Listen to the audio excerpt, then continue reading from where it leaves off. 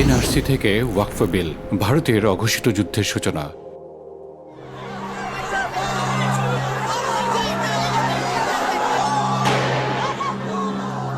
সংখ্যালঘু মুসলিমদের উপর চূড়ান্ত আঘাত হানার সর্বশেষ প্রস্তুতি সম্পূর্ণ করে ফেলেছে উগ্র হিন্দুত্ববাদী ভারত। সিএএ এবং এনআরসি আইন পাশের পর সম্প্রতি ওয়াকফ বিল পাশের ঘটনা সেখানকার মুসলিমদের উপর চূড়ান্ত গণহত্যার পূর্বাভাস দিচ্ছে যেন। খোদ রাষ্ট্রীয় হস্তক্ষেপে সিএএ এবং এনআরসি আইন প্রয়োগ শুরু করা হলেও ওয়াকফ বিল পাশের পর দেখা যাচ্ছে সাধারণ হিন্দুরা মুসলিমদের বিরুদ্ধে প্রকাশ্যে অরাজকতা শুরু করেছে। নিজেদের ঘর বাড়ি থেকে বিতাড়িত করা হচ্ছে সংখ্যালঘু মুসলিমদের। ভারতে থাকা মুসলিমদের জন্য এভাবে ভারতের জমির ক্রমেই সংকুচিত হয়ে আসা কোনো কাকতালীয় বিষয় নয়, বরং এটি অনেক পুরনো ষড়যন্ত্রের একটি অংশ। ভারতকে মুসলিম শূন্য করার যতগুলো রাষ্ট্রীয় জুলুমের পথ অনুসরণ করেছে হিন্দুত্ববাদী বিজেপি সরকার, সেগুলোর মধ্যে অন্যতম হল সিএএ, এনআরসি আইন এবং ওয়াকফ বিল পাশের ঘটনা। ষড়যন্ত্রের যে নীল নকশা সিএএ আইনের মাধ্যমে বাস্তবায়ন শুরু করা হয়েছিল, তার চূড়ান্ত প্রয়োগ হতে যাচ্ছে ওয়াকফ বিল পাশের মাধ্যমে। সিটিজেনশিপ অ্যামেন্ডমেন্ট অ্যাক্ট সিএএ 2019 সালে হিন্দুত্ববাদী ভারতের পার্লামেন্টে পাশ হওয়া এক বিতর্কিত আইন, যার মূল উদ্দেশ্য ছিল প্রতিবেশী দেশগুলো থেকে আসা অমুসলিমদের, মূলত হিন্দুদের ভারতের নাগরিকত্ব প্রদান করা, কিন্তু মুসলিমরা ছাড়া। ভারতের স্বরাষ্ট্রমন্ত্রী অমিত শাহর করা একটি টুইট থেকে সিএএ সম্পর্কে একটি স্পষ্ট ধারণা পাওয়া যায়, যেখানে তিনি বলেছেন, এই আইন এখন পাকিস্তান, বাংলাদেশ এবং আফগানিস্তানে ধর্মীয় কারণে নিপীড়িত সংখ্যালঘুদের আমাদের দেশে নাগরিকত্ব পাওয়ার সুযোগ করে দেবে। সাধারণভাবে এটাকে একটা আইন বলা হলেও অমিত শাহর বক্তব্যে একটি গুরুতর বিষয় উঠে এসেছে, তা হল অতীতে বাংলাদেশ, পাকিস্তান এবং আফগানিস্তানে সংখ্যালঘু হিন্দুদের নির্যাতন করা হয়েছে। এইভাবে বলার মাধ্যমে ভারত একটি ন্যারেটিভ দাঁড় করিয়েছে যে মুসলিম প্রধান এই 3 দেশে সংখ্যালঘুদের নির্যাতন করা হয়েছে। মানে ভারত প্রথমে আমাদেরকে হিন্দুদের নির্যাতনকারী হিসেবে চিহ্নিত করেছে, অতঃপর ভারত এমন নির্যাতিতদের, বিশেষ করে হিন্দুদের নাগরিকত্ব সুবিধা দিয়ে নিরাপত্তা দিতে চাচ্ছে। অমিত শাহর এই বক্তব্যে প্রচ্ছন্নভাবে যে বিষয়টি তুলে ধরা হয়েছে তা হলো, তোমরা যেহেতু তোমাদের দেশে থাকা সংখ্যালঘু হিন্দুদের নির্যাতন করছো, এখন আমরা সেটার প্রতিশোধ নেব আমাদের দেশে থাকা সংখ্যালঘু মুসলিমদের উচ্ছেদ করার মাধ্যমে। সিএএ অনুযায়ী অভিবাসী যদি হিন্দু হয় তবে তাকে নাগরিকত্ব দেবে সিএএ, আর যদি মুসলমান হয় তবে তাকে পাঠানো হবে ডিটেনশন ক্যাম্পে। সিএএ এর পর এনআরসি তথা ন্যাশনাল রেজিস্টার অফ সিটিজেন আইনটি প্রথমে আসামে চালু করা হয়। উদ্দেশ্য ছিল বৈধ নাগরিকদের আলাদা করে চিহ্নিত করা, কিন্তু বাস্তবে ঘটে তার বিপরীত। এটা ঘটেনি, বরং সুপরিকল্পিতভাবে এটি ঘটানো হয়েছে। 19 লক্ষ মানুষের নাম এই তালিকার বাইরে রেখে দেয় বিজেপি সরকার, যার মধ্যে প্রায় 14 লক্ষই ছিল মুসলিম। সিএএ এবং এনআরসি আসলে একই মুদ্রার দুই পিঠ।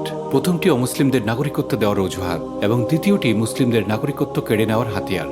একদিকে তালিকা থেকে বাদ দেওয়া হবে সবাইকে, পরে যাদের বাদ দেওয়া হয়েছে তাদের মধ্যে মুসলিমবাদী সবাই নাগরিকত্ব পাবে। এর অর্থ হলো মুসলিমরা নির্বাসিত হবে, বঞ্চিত হবে, দমন পীড়নের শিকার হবে। এই আইন দুটি আসলে মুসলিম নিধন প্রক্রিয়ার সমন্বয় ছাড়া আর কিছুই ছিল না।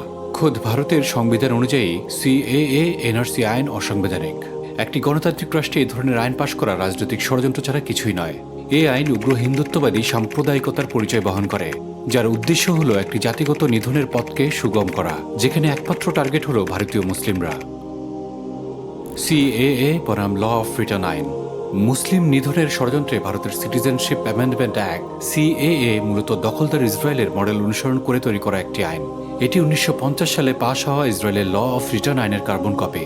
এই আইনের অধীনে বিশ্বের যে কোনো ইহুদি ইসরায়েলে এসে নাগরিকত্ব পেতে পারে, কিন্তু মুসলমান ফিলিস্তিনিরা, যারা শত শত বছর ধরে ওই অঞ্চলের বাসিন্দা, তারা আজ শরণার্থী।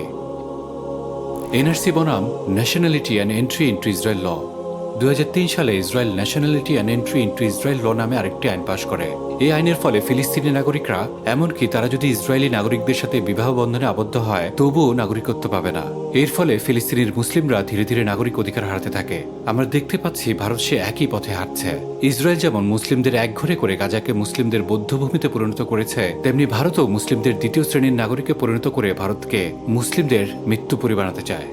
সিএএ এবং এনআরসি আইনের বাস্তব রূপ দেখতে পাওয়া যায় 2020 সালের দাঙ্গায়, যা দিল্লিতে সংঘটিত হয়েছিল। সিএএ বিরোধী আন্দোলনের বিরুদ্ধে চালানো হয় মুসলিম বিরোধী দাঙ্গা। এই দাঙ্গায় দিল্লির উত্তর পূর্বাঞ্চলে ঘটে যায় এক নারকীয় হত্যাযজ্ঞ। পুড়িয়ে দেওয়া হয় অসংখ্য মসজিদ, দোকান, বাড়িঘর। আক্রান্ত হয় শুধুই মুসলিম সম্প্রদায়। ফারুকিয়া মসজিদে আগুন, মাদানী মসজিদের ধ্বংস, মসজিদে বিলালের স্লোগান দিয়ে হামলা, এই সবই ছিল দাঙ্গার পরিকল্পনার অংশ। সরকারি তথ্য মতে ৩২৭টি দোকান, ৭৯টি বাড়ি সম্পূর্ণভাবে ধ্বংস হয়েছে। আহত হয়েছে শত শত মুসলমান এবং নিহত হয়েছে ৪০ জনের বেশি। অথচ পুলিশ দাঁড়িয়ে দেখেছিল। এই গণহত্যা সিএএ এবং এনআরসি আইনের বাস্তবায়নের প্রথম ধাপ ছিল, যার মাধ্যমে মুসলিমদের জানিয়ে দেওয়া হয়েছে ভারতে তোমাদের কোনো নিরাপত্তা নেই, এই দেশ তোমাদের না। ওয়াকফ প্রপার্টিজ রিপিল বিল বনাম ল্যান্ড অ্যাকুইজিশন ল 1960। সিএএ এবং এনআরসি এর পর ইসরায়েলের দেখানো পথে সম্প্রতি ভারত সরকার পাশ করেছে ওয়াকফ প্রপার্টিজ রিপিল বিল। ওয়াকফ বলতে বোঝায় মুসলমানদের ধর্মীয় সম্পত্তি, যেমন মসজিদ, মাদ্রাসা, কবরস্থান ইত্যাদি। এগুলো পরিচালনা করে ওয়াকফ বোর্ড। এই বিলের মাধ্যমে মুসলিমদের এইসব সম্পদ নিজেদের নিয়ন্ত্রণে নিয়েছে বিজেপি সরকার। মুছে ফেলার পায়তারা চলছে মুসলিমদের ঐতিহ্য, ইতিহাস এবং ধর্মীয় অধিকার। কিন্তু এই বিল পাশ হওয়ার পর শুধু ধর্মীয় স্থাপনাগুলোই ধ্বংস করা হচ্ছে না, বরং ইতিমধ্যে মুসলিমদের উপরে শুরু হয়েছে নির্যাতন, লুণ্ঠন এবং হত্যাযজ্ঞ। জীবনের আশঙ্কায় অনেক মুসলিম তাদের বাড়িঘর ছেড়ে চলে যাচ্ছে। কেন এই আইন পাশ হলো?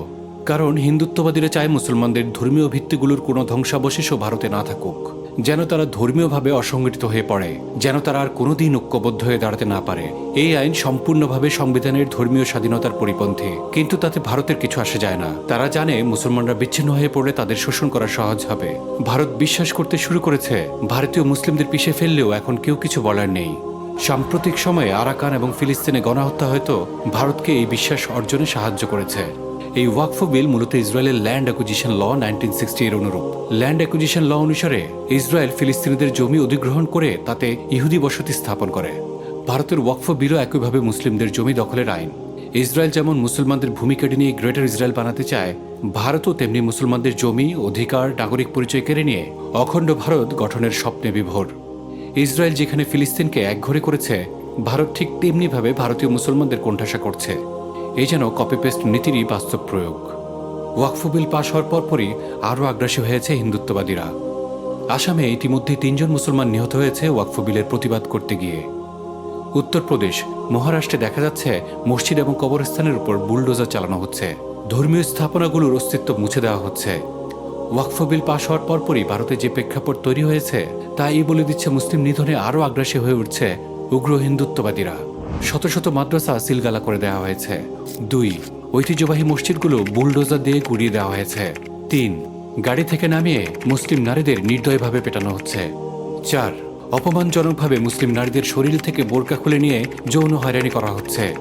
5, মায়ের সামনেই মেয়েকে উঠিয়ে নেওয়ার জন্য জবরদস্তি করা হচ্ছে। 6, ছোট মেয়ের সামনে বাবাকে নির্দয়ভাবে পেটানো হচ্ছে। 7, ভারতে থাকতে গেলে মুসলিমরা ধর্ম পরিবর্তন করে হিন্দু হয়ে থাকতে হবে, এই মর্মে হুমকি দিচ্ছে একজন আইনজীবী। 8, আল্লাহ নাম নিলে ভারতে থাকা যাবে না, এই স্লোগান দিয়ে রাস্তায় মুসলিমদের সাথে নৈরাজ্য করা হচ্ছে। 9, মসজিদের সামনে খোলা তলোয়ার নিয়ে মহড়া দিয়ে যাচ্ছে গেরুয়া সন্ত্রাসীরা। 10, ওয়াকফ বিলের প্রতিবাদ করায় পুলিশ পিটিয়ে হত্যা করেছে এক মুসলিমকে।